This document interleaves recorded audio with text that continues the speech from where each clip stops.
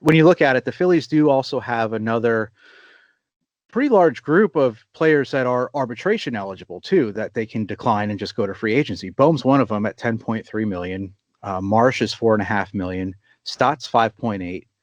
Edmundo Sosa's 3.9. Marchand is right at an even million. You got Stubbs at just under a million. Luzardo at 10.4, and Johan Duran is 7.6, and even Tanner Banks is on the list too at 1.2 million. You add all that up, it's about 45-46 million dollars. I'm citing just to reference that. I'm citing a friend of mine. His name is Rich Wilkins. I've known him for a long time. He went and did all the math and kind of wrote a thing up, so you could check out his website. It's therichwilkins.com, and he kind of just does some fun blogging and kind of put all these numbers together. So I wanted to make sure I cited him and put him in there.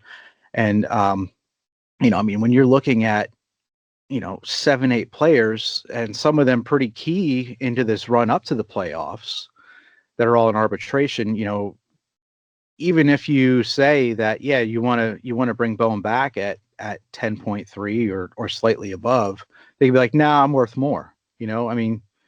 Could Bohm, have enough of this city again and want to leave?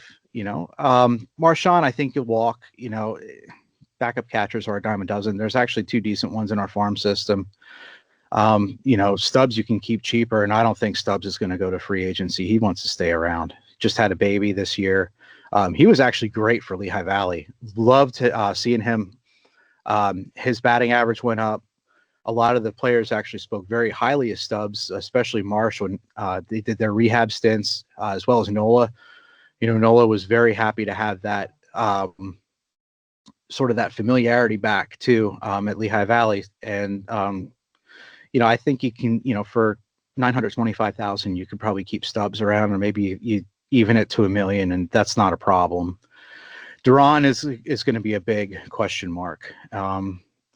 What do you do with Duran at 7.6? He's probably going to want more than that, and I'm sure there's going to be other teams that'll throw more than that out there. Looking at the rest of the middle relievers, like Kerkering himself, the World Series gaff, you can't put that on him. Or I'm sorry, the playoff gaff you can't put on him. Kerkering has his own faults at a lot of times on these bigger games. It seems like when he's got runners in scoring position, he's kind of crumbled under the pressure, and it's not just in the playoffs. It's been several times during the season.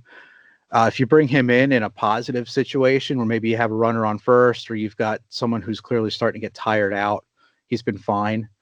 That comes back to management too. Yeah. I think Rob did a terrible job this year on letting pitchers go 1 to 2 batters too long, and it spirals quickly. Same way too, as much as being someone who's worked with the Iron Pigs for the past 7 going on 8 years now, Dusty Wathan was the manager in Lehigh Valley for a good number of years. He helped them get a pennant in 2018. But Dusty's had some pretty big base running gaffes this year too throughout the season, and I kind of think it's time to really clean house more in management than it is with players.